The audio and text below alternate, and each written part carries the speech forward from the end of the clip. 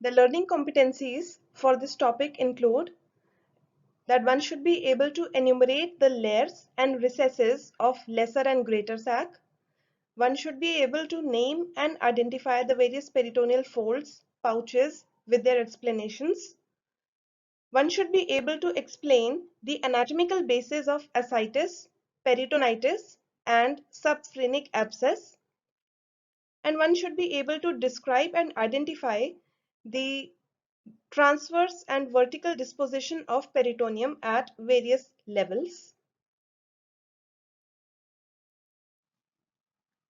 Let us now try to decipher a transverse section of the abdomen at the level of epiploic foramen, that is at the 12th thoracic vertebra, and let us find out how the peritoneum is disposed at this level.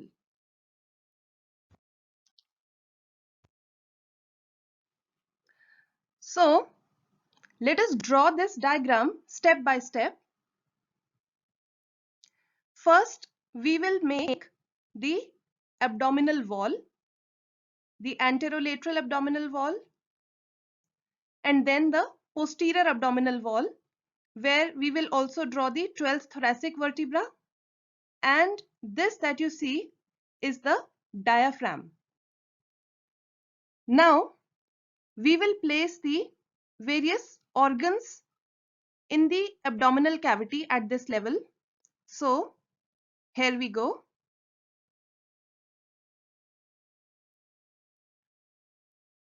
This is a section as viewed from above. So this is the right side and this is the left side. So the liver is on the right side and you can see the small gallbladder. Then this is the stomach. This is the spleen and this would be the region of hilum of the spleen. This is the left kidney and the right kidney. Now we will beautify this diagram, and I have also added here the suprarenal glands which lie near the upper aspect of each kidney, and you can also see the medulla and the cortex of the kidneys. Now let us draw the peritoneum around these organs at this level.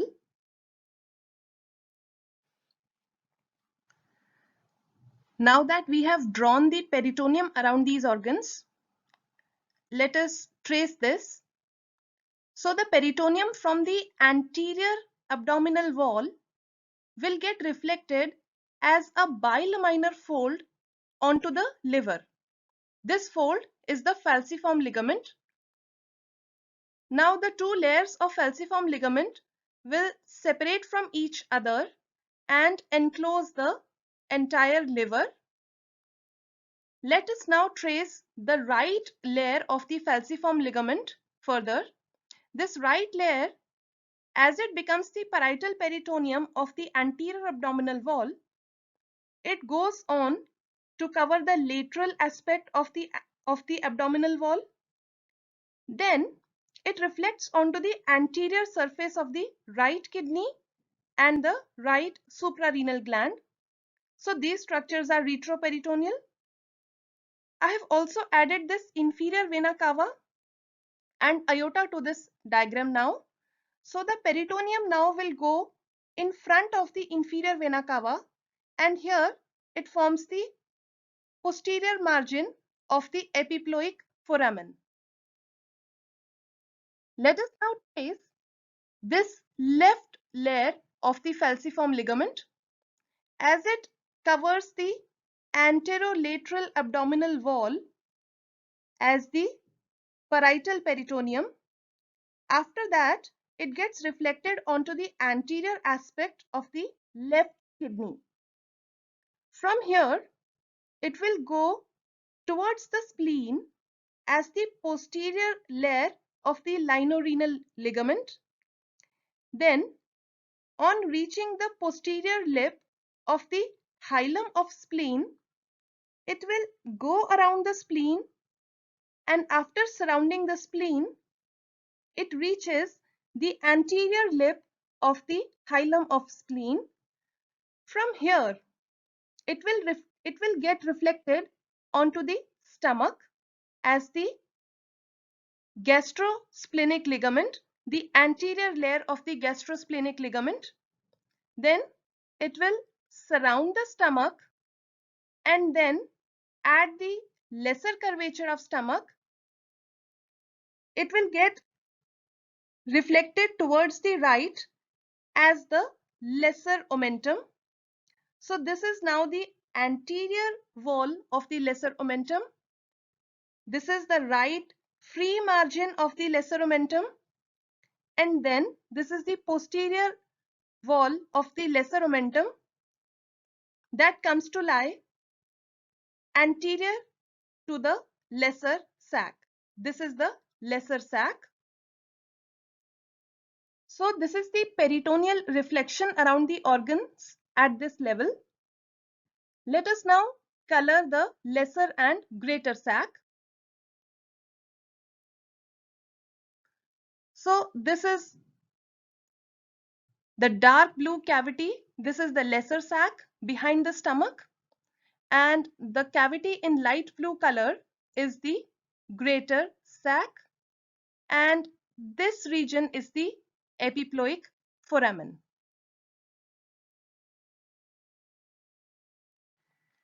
This is the final picture that we get, and you can also appreciate that there are three important structures in the right free margin of the lesser omentum, that is the hepatic artery, the bile duct, and the portal vein.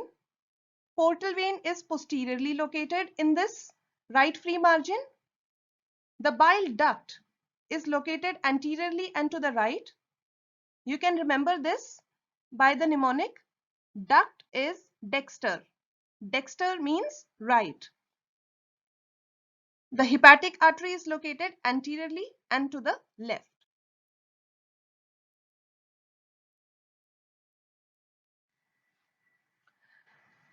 So having understood the peritoneum at the level of epiploic foramen, let's go further below and trace the horizontal disposition of peritoneum at the transpyloric plane.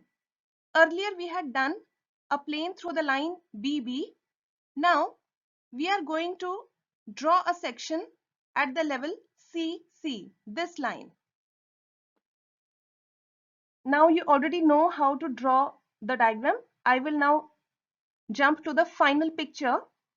So this is the final picture that we get, and you can appreciate that in this section, this is the anterior aspect, the posterior aspect, this is the right, and this is the left. This is a section when viewed from above.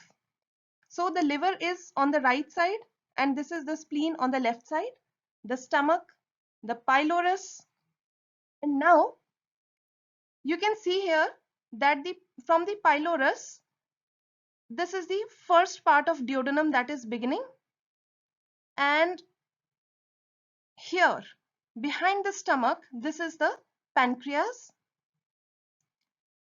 This is the body of the vertebra, and on either side of the first lumbar vertebra, we have the kidneys, and this is the abdominal aorta, the inferior vena cava, portal vein, bile duct, and the gastroduodenal artery. Now, at this level, you can appreciate that the light blue cavity is the greater sac, and this cavity is the lesser sac. You can also see that at this level, the lesser sac is a closed cavity. Unlike at the level of epiploic foramen, at that level, the lesser sac was communicating with the greater sac through the epiploic foramen. Here it is closed, and anteriorly it is bounded by the posterior aspect of the stomach. Posteriorly, it is limited by the peritoneum covering the anterior surface of the neck, body and the tail of pancreas. On the right side, this sac is closed by a reflection of peritoneum from the neck of pancreas to the proximal part of the first part of duodenum. Whereas on the left side, this sac is closed by the inner layer of the linorenal ligament and the gastrosplenic ligaments. So I hope you can draw this section also. Please note that in different books you will find sections when viewed from above or when viewed from below, and accordingly the arrangement of the organs will be different. I am discussing these sections as viewed from above.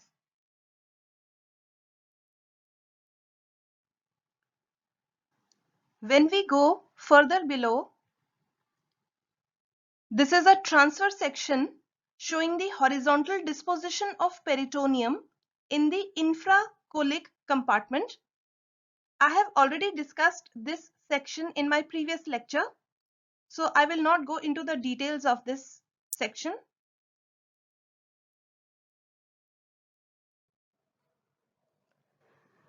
Let's first discuss about the peritoneal spaces in the supracolic compartment.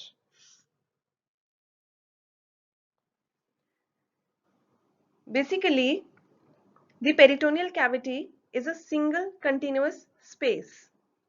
But for clinical purposes, the peritoneal cavity can be divided into several spaces. This is because the pathology of some pathologies are contained in specific spaces, and then the anatomy of that space influences the diagnosis and treatment. So, in the supracolic compartment, first of all, there are the spaces under the domes of the diaphragm. So these are the right subphrenic space and left subphrenic space. So the right subphrenic space is the space between the diaphragm and the anterosuperior and right surface of the right lobe of liver. It is limited on the left side by the falciform ligament and posteriorly by the superior layer of coronary ligament. This space is a common site of collection of fluid after inflammation on the right side of abdomen. Left subphrenic space, that is in this region. This space lies between the diaphragm and anterosuperior surface of the left lobe of liver. This space is a common site of collection of fluid after splenectomy. This space is limited on the right side by falciform ligament and behind by the anterior layer of the left triangular ligament.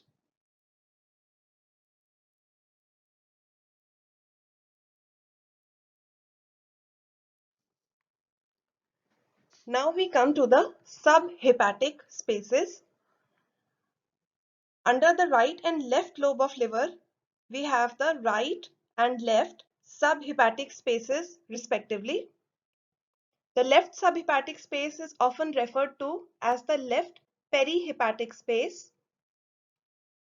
Coming to the right subhepatic space, this space is also called the hepatorenal pouch or the pouch of Morrison. I had discussed this in my previous lecture also, that the peritoneum over the right under the right lobe of liver, as it reflects backwards as the inferior layer of coronary ligament, then it ultimately goes on to the posterior abdominal wall and it descends down in front of the suprarenal gland, the right kidney, the second part of duodenum, the hepatic flexure of colon transverse mesocolon and part of the head of pancreas. So these structures come to lie in posterior relation of the hepatorenal pouch, whereas the right lobe of liver comes to lie anterior to the hepatorenal pouch.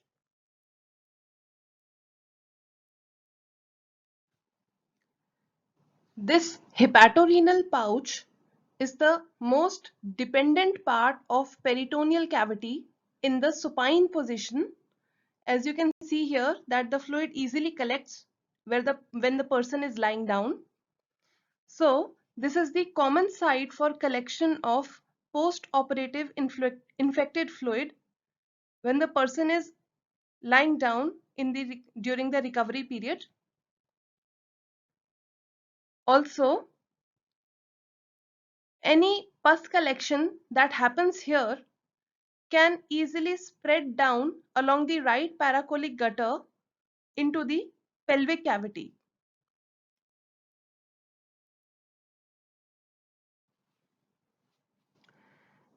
Coming to the lesser sac, you know already how the lesser sac formation occurs in fetal life due to the rotation of the stomach along the longitudinal axis in a clockwise fashion, and how a recess is created behind the stomach called the omental bursa, and how the dorsal mesogastrium is connecting this portion to the posterior abdominal wall, and then the spleen develops here and the pancreas also protrudes into the developing dorsal mesogastrium. Finally, the pancreas had become retroperitoneal, and after the development of spleen, the dorsal mesogastrium was divided into two parts, the gastrosplenic ligament and linorenal ligament.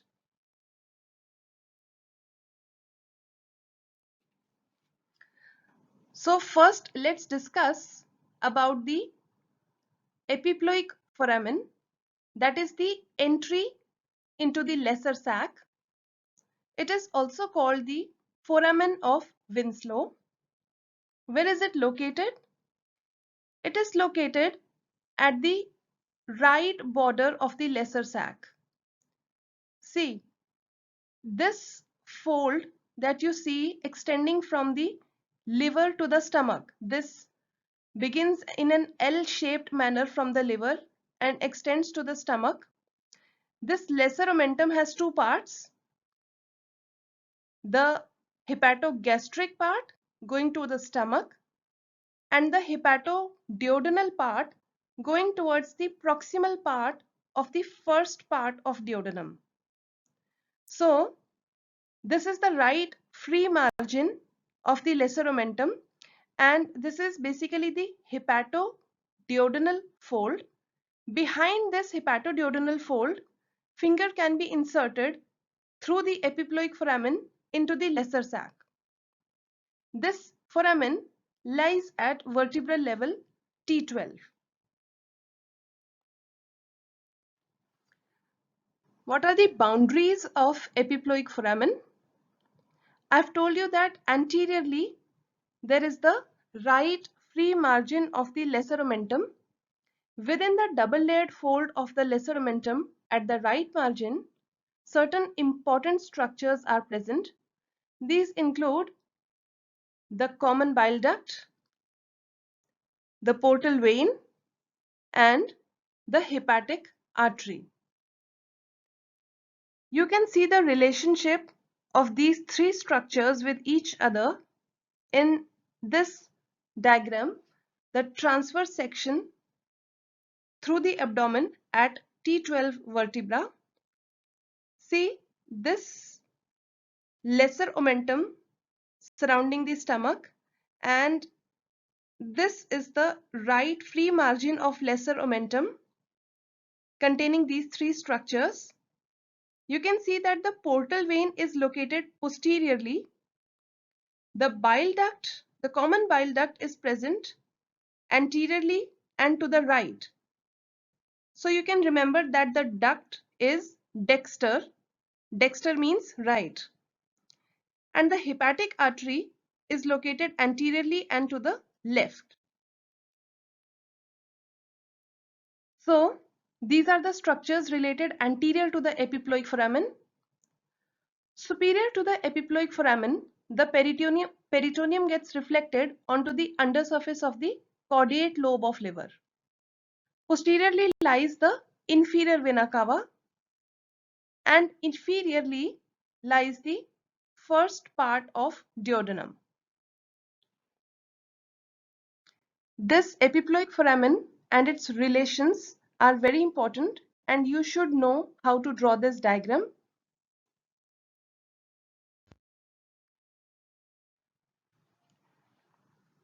The lesser sac, it is also called the omental bursa. It is a peritoneal recess located behind the stomach. It is connected to the greater sac through the epiploic foramen.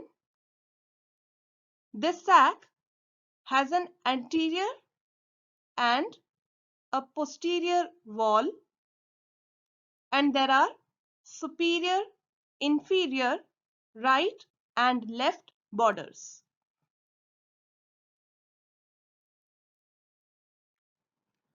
You can see here in this diagram the lesser sac located behind the stomach. What are the boundaries of this lesser sac? In the anterior wall of lesser sac, we have the posterior layer of lesser omentum, the peritoneum covering the postero-inferior surface of stomach and the first part of duodenum, and below that in the anterior wall is the second layer of the greater omentum. What are the structures in the posterior wall of lesser sac? You can see here, first of all, there is the peritoneum covering the posterior abdominal wall, and then we have layer 3 of the greater omentum that passes just over the transverse mesocolon. And of course, in adult life, we have seen how since the layer 4 fuses with the transverse mesocolon,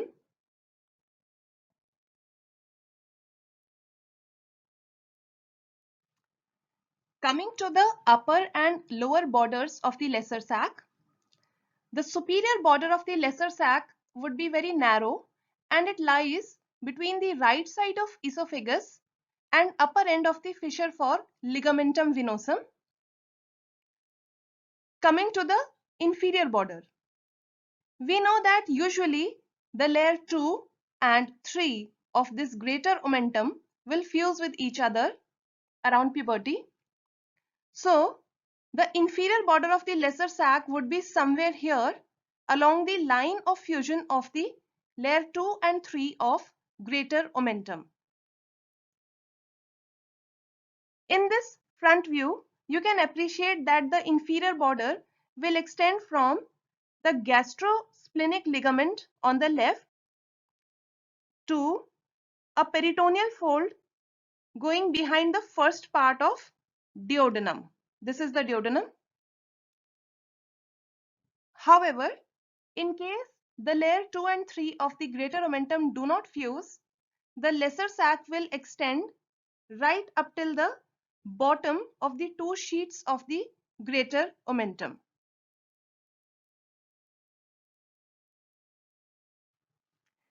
Now, the right border and the left border of the lesser sac. So you can see that somewhere here, this would be the region of the right border of the lesser sac. Along this right border, the peritoneum reflects from the neck of the pancreas. See, this is the pancreas, and the peritoneum reflects from the neck of pancreas to the first part of duodenum. Then as we ascend up along the right border, there is a break in the right border because of the presence of epiploic foramen.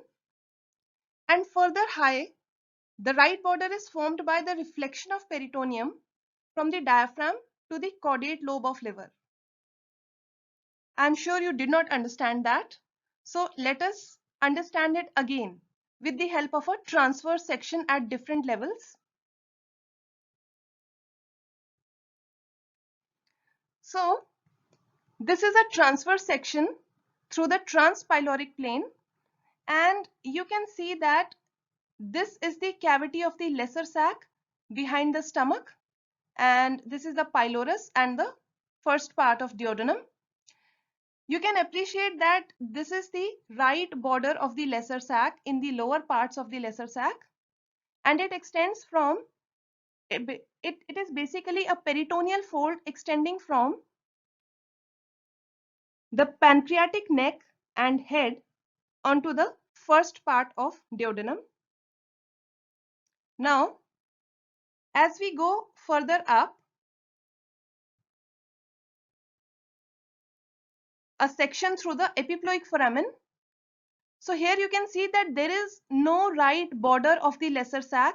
The lesser sac is open and communicates into the greater sac through this epiploic foramen. As we go further up, again we have this lesser sac, and this is the right border of lesser sac where the peritoneum is reflecting from the diaphragm towards the liver. This fold. So this was the right border of the lesser sac. Coming to the left border of the lesser sac. So this is the left border. This is basically formed by the inner layers of the peritoneum of the linorenal ligament and the gastrosplenic ligaments. And this part of the lesser sac is known as the splenic recess of the lesser sac, which I will discuss later.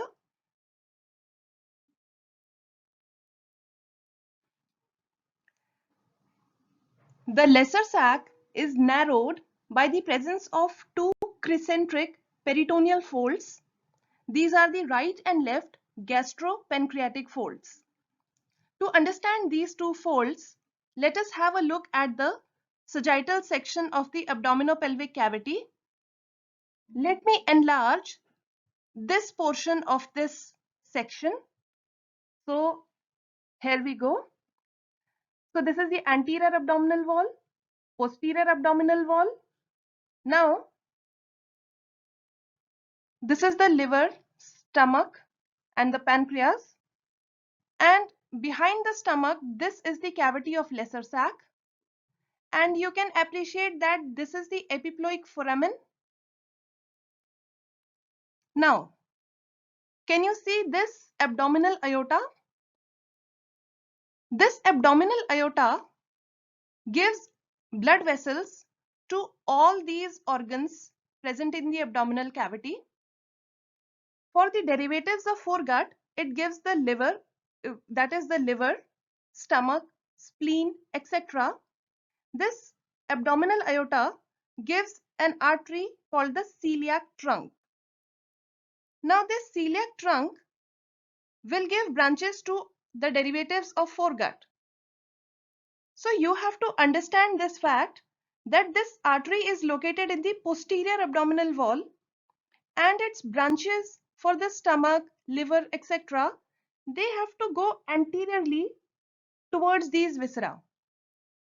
As these arteries they extend anteriorly, they raise a fold of peritoneum, and we have two prominent gastropancreatic folds thus formed because they are extending from the region of pancreas, this is the pancreas, to the stomach.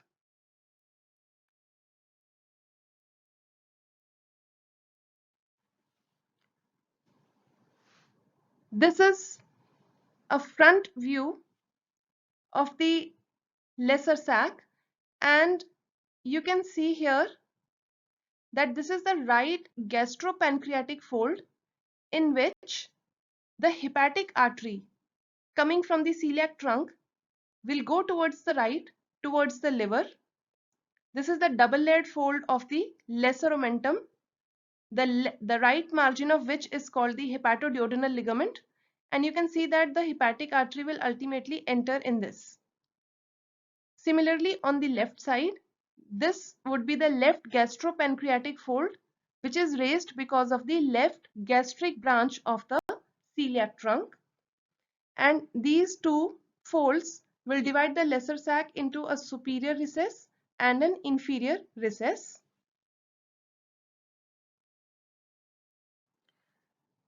The lesser sac has a superior, inferior, and a splenic recess. So,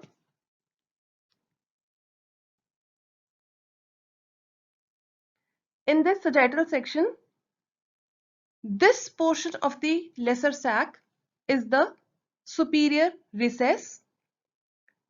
The superior recess lies behind the lesser omentum and the liver.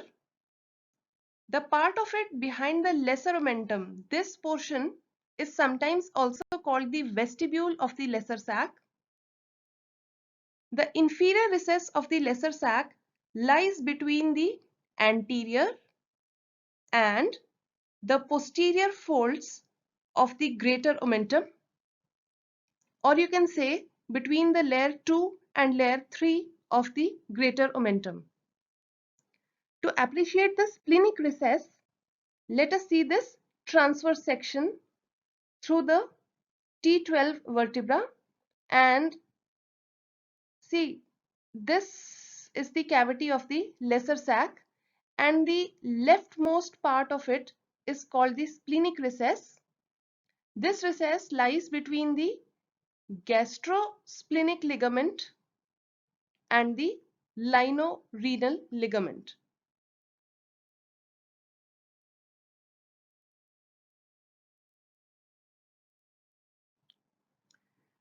Coming to the clinical importance of the lesser sac, it is a site of internal hernia. Loops of intestine can enter into the lesser sac through the epiploic foramen. In case that happens and the hernia gets strangulated, one has to surgically correct it. Now, the hernia entered through the epiploic foramen, but you cannot surgically enter through the epiploic foramen to reduce the hernia, because around the epiploic foramen, I have already discussed, several important blood vessels and the common bile duct is present. So you can damage those structures. So the surgical approach is through the greater omentum to prevent any damage to the structures. Another important aspect is the gastric ulcer perforation. Gastric ulcers along the posterior wall of stomach can perforate into the cavity of the lesser sac and thereby cause peritonitis.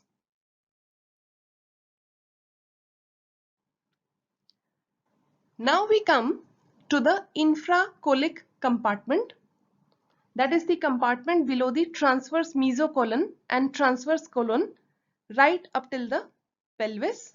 So this compartment has got two infracolic spaces, the right and the left, which are separated by the attachment of the root of mesentery. There are also the paracolic gutters on either side of the ascending and descending colons. Let us discuss these spaces. Right infracolic space. The right infracolic space is smaller than the left infracolic space. This space is bounded anterosuperiorly by the transverse mesocolon and transverse colon. On the right of this space is located the ascending colon, and the left boundary of space is formed by the mesentery of the small intestine. Now, the mesentery of the small intestine will come and attach right up till here, and this space, you can see it is a closed space inferiorly.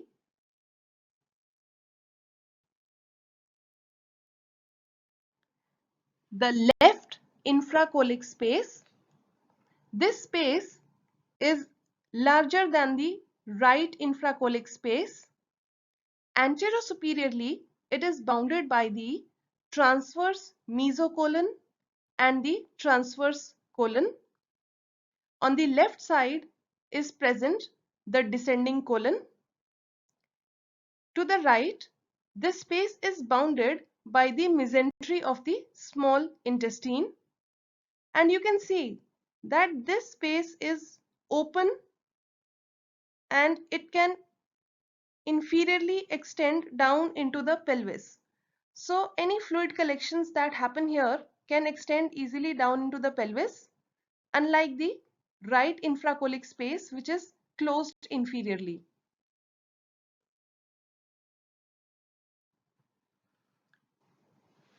Now the paracolic gutters. The right paracolic gutter, there is a right lateral and a right medial paracolic gutter on either side of the ascending colon. The right lateral paracolic gutter is much more deep. It extends superiorly from the hepatic flexure of colon, and inferiorly it extends down lateral to the ascending colon around the cecum and then descends into the pelvis. Superiorly, this space is continuous with the hepatorenal pouch, and also through the epiploic foramen it can extend into the lesser sac.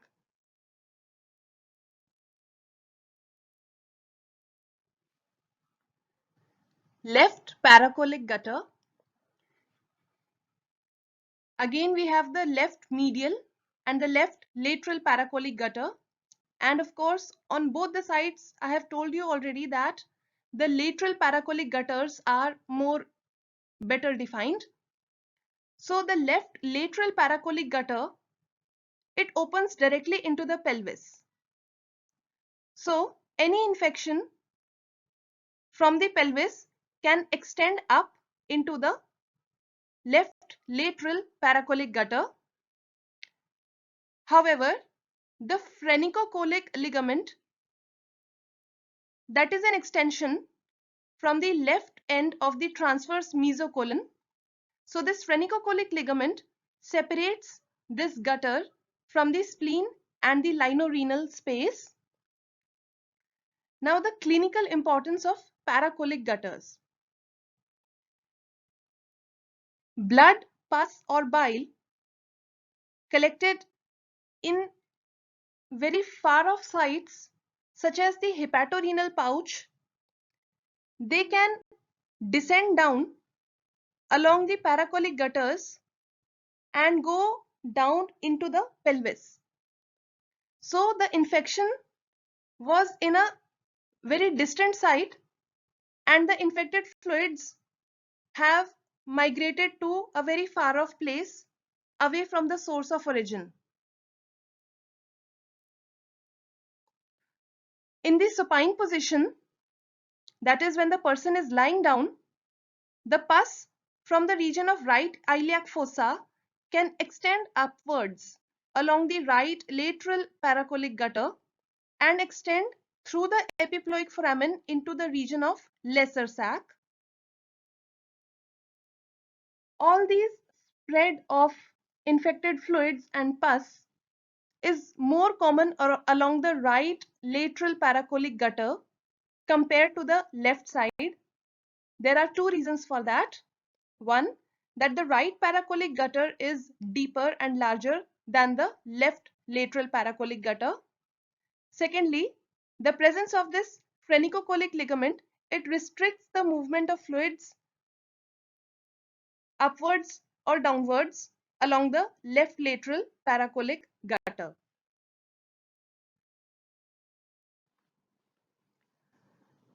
Now the peritoneal spaces in the pelvis.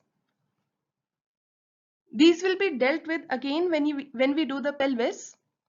But let us understand the space in the male pelvis, that is the rectovesical pouch.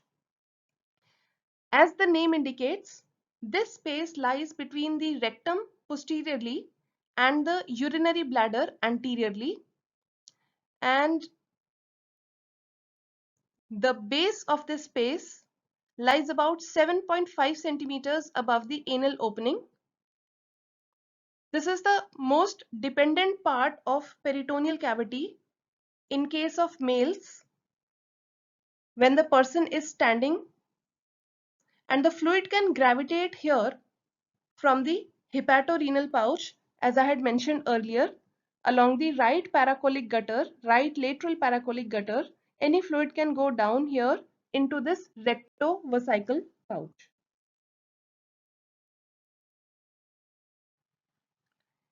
Uterovesical pouch and rectouterine pouch, or the pouch of Douglas. These two spaces are seen in the female pelvic cavity. So in this sagittal section of the female pelvis, you can appreciate that there is this uterovesical pouch formed by reflection of peritoneum from the anterior surface of body of uterus onto the superior surface of the urinary bladder. Another pouch that is clinically very significant is the rectouterine pouch of Douglas. This is bounded anteriorly by the posterior surface of the body of uterus, the supravaginal part of cervix, and the posterior fornix of the vagina. Posteriorly, it is bounded by the rectum. The base of this pouch is basically the rectovaginal fold of peritoneum, as the peritoneum reflects from the rectum onto the posterior fornix of vagina, and the base of this fold lies 5.5 centimeters above the opening of the anal canal.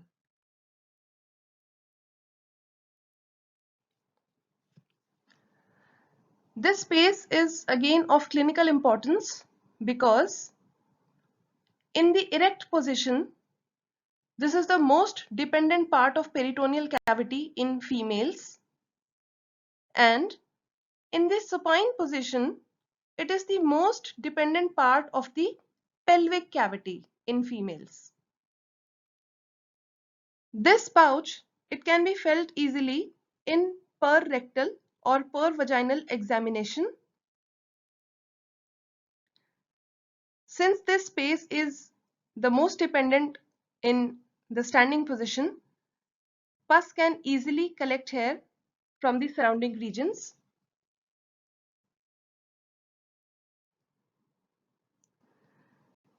Coming to the peritoneal recesses. Peritoneal recesses are nothing but pockets of peritoneal cavity which are created by the peritoneal folds. So as you can see here, that this is the duodenum, and from here you can see this fold creating a pocket underneath it. So this is a peritoneal recess. They are usually located at the sites of transition between the absorbed and unabsorbed parts of mesentery. That is why they are more prominent in the young age. They are often obliterated in the old age.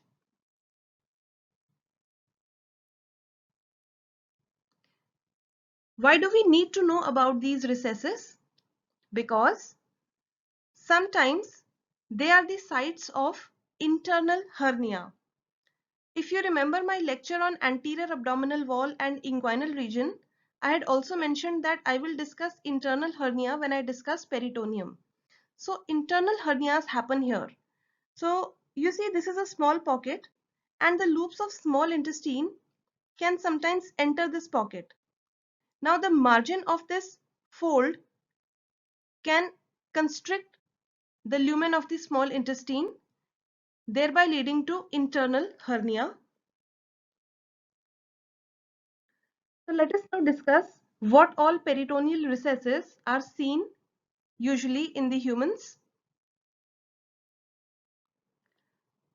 First of all, the duodenal recess. There are several duodenal recesses that are seen. First of all, the superior duodenal recess. See, most of the duodenal recesses, they exist around the fourth part of duodenum and the duodenojejunal flexure. The superior duodenal recess is seen in 50% of the normal population.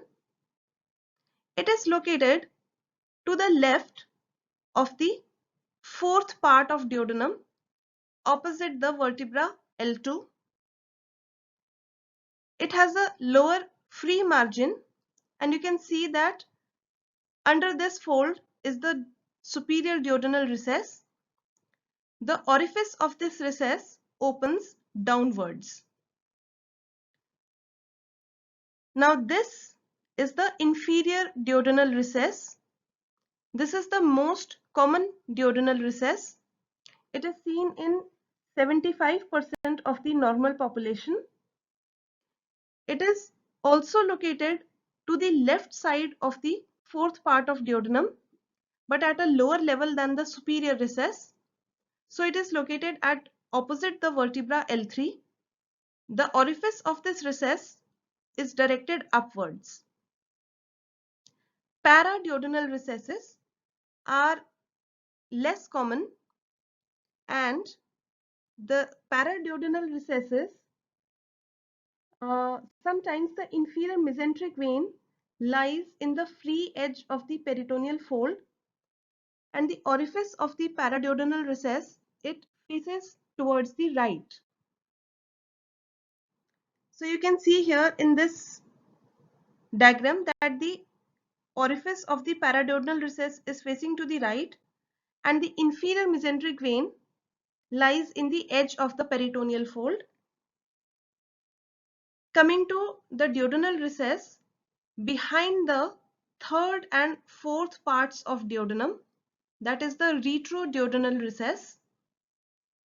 When present, this is the largest duodenal recess, but it is rarely present. The orifice is directed downwards and to the left. Now, duodenojejunal recess, it is seen in 20% of the normal population, and the orifice is directed downwards and to the right. Another recess around the duodenum is the mesenterico-parietal recess of Waldeyer. It is very rare, seen in 1% of the normal population. It lies below the third part of the duodenum. Its orifice is directed to the left side.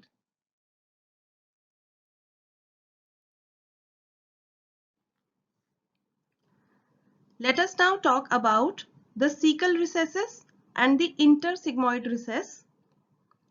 There are usually three cecal recesses: the superior ileocecal recess, the inferior ileocecal recess, and the retrocecal recess. Can you see this fold of peritoneum? This vascular fold contains the anterior cecal artery, and this fold forms the anterior boundary of the superior ileocecal recess. Posteriorly, the superior ileocecal recess is bounded by the mesentery of the ileum. Inferior to the recess lies the terminal portion of the ileum, and towards the right of this recess, it is bounded by the ileocecal junction. The orifice of superior ileocecal recess is directed downwards and to the left. Now the inferior ileocecal recess. This recess, it is bounded anteriorly by this ileocecal fold. Usually it does not contain any blood vessels. So that is why it is also called the bloodless fold of Treves. So this is the anterior wall of the inferior ileocecal recess. It is bounded, this recess is bounded above by the ileum and its mesentery. To the right, it is bounded by the cecum, and posterior to this recess lies the upper part of the mesoappendix. The orifice is directed downwards and to the left. The retrocecal recess lies behind the cecum. This contains the vermiform appendix when the vermiform appendix is retrocecal in position. Now the intersigmoid recess. You remember that the sigmoid mesocolon is inverted V-shaped. Behind the sigmoid mesocolon is the intersigmoid recess. So this was about the various peritoneal spaces and the peritoneal recesses.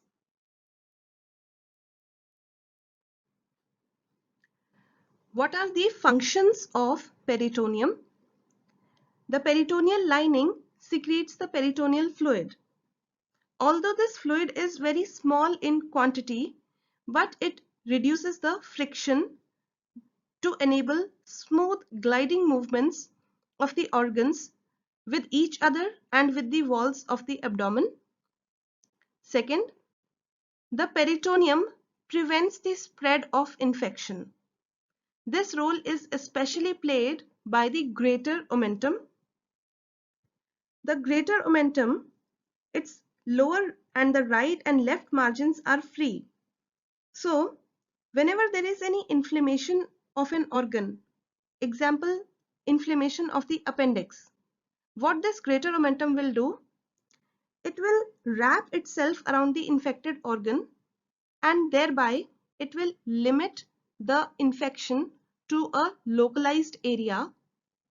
So it prevents the condition from turning into a generalized peritonitis, because that is a life-threatening condition. Because of this protective role, the greater omentum is also called the policeman of the abdomen. The peritoneum also prevents against infections because of the presence of macrophages and other cells in the peritoneal fluid. Also, the peritoneum provides nutrition and innervation to the contained viscera. As I told you, all the blood vessels and nerves will enter the organ through the peritoneal folds. Also, the greater omentum is a site for storage of fat. Now, there is also the absorption of fluid from the peritoneum, especially the subdiaphragmatic peritoneum, because this is highly vascular. But this high vascularity creates a problem also.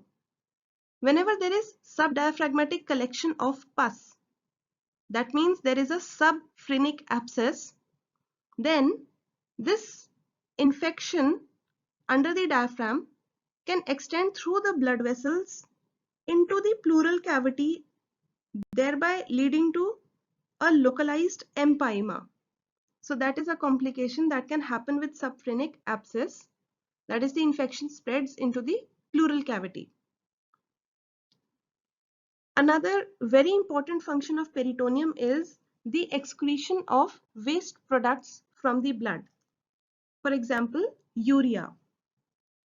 So this function is effectively utilized in peritoneal dialysis for the treatment of renal failure patients. So what is the basis is that this peritoneum is a semi-permeable membrane and it has an extensive surface area. So what we do is in peritoneal dialysis that we use a sterile solution. This sterile solution is introduced into the peritoneal cavity with the help of a catheter, and the fluid is drained from another end into an empty bag. So when the fluid was inside the peritoneal cavity, due to concentration gradients, all the waste products will enter into this fluid, and then this fluid is being pumped out and it will carry the waste products also with it. So this is how the peritoneal dialysis happens, but it is only a temporary solution. For long term, the renal failure patients have to undergo a renal dialysis.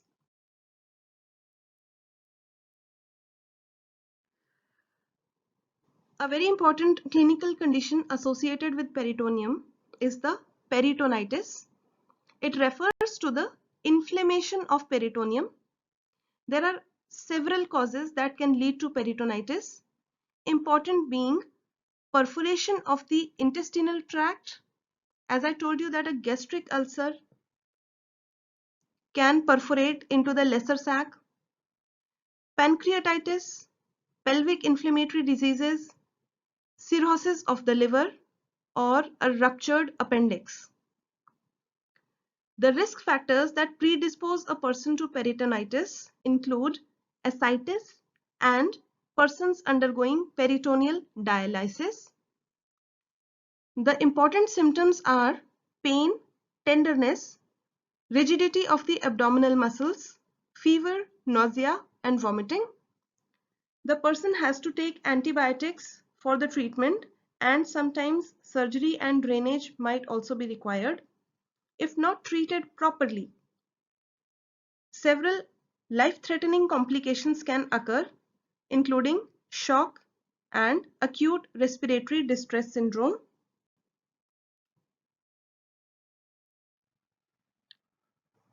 A word about ascites. Normally, we know that there is very small amounts of fluid in the peritoneal cavity.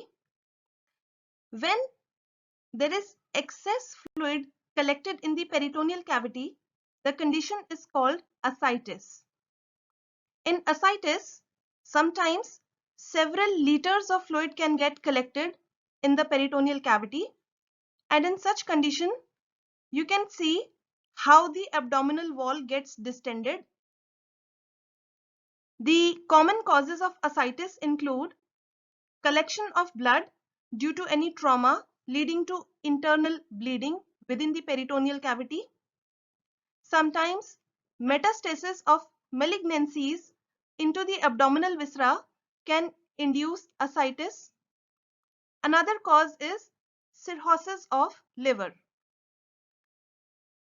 Such patients have to undergo treatment in the form of low salt diet, diuretics, and drainage if required.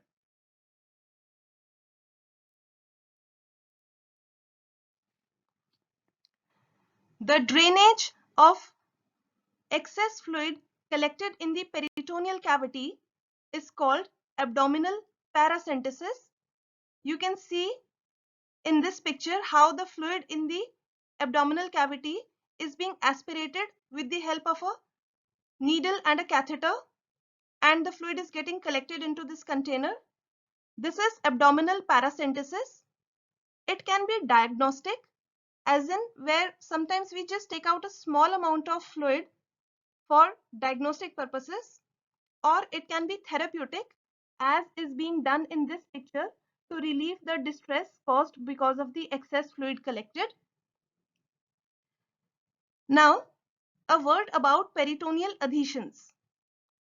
Adhesions of peritoneum may develop during the healing process after any trauma or surgery. These peritoneal adhesions may restrict the movements of the viscera, and sometimes the loops of intestine can get twisted around the adhesion, leading to a condition which is called volvulus.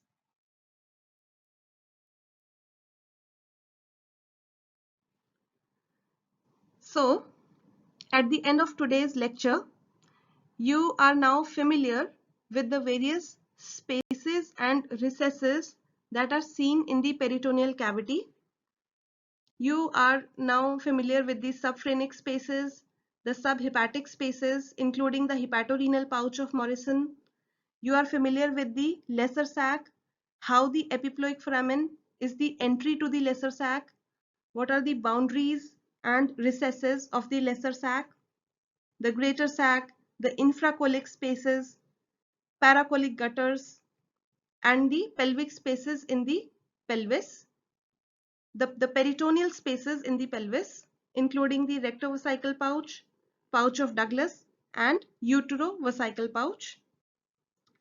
Then the peritoneal recesses, the functions of peritoneum, peritonitis, ascites, and the basis of peritoneal dialysis. You are also now familiar with how the peritoneal fluid can spread from one space to another and in what direction. You are also familiar now with how the internal hernias can happen in the peritoneal recesses. Now, you have to draw some important diagrams in your notebooks. You have to draw the sagittal section of the abdominopelvic cavity showing the peritoneal reflections in male and female. You should also be able to draw a diagram showing the boundaries of hepatorenal pouch and also the lesser sac and the epiploic foramen. You should be able to horizontally trace the peritoneum in the transverse section of abdomen at the level of epiploic foramen, at the level of transpyloric plane, and the infracolic compartment.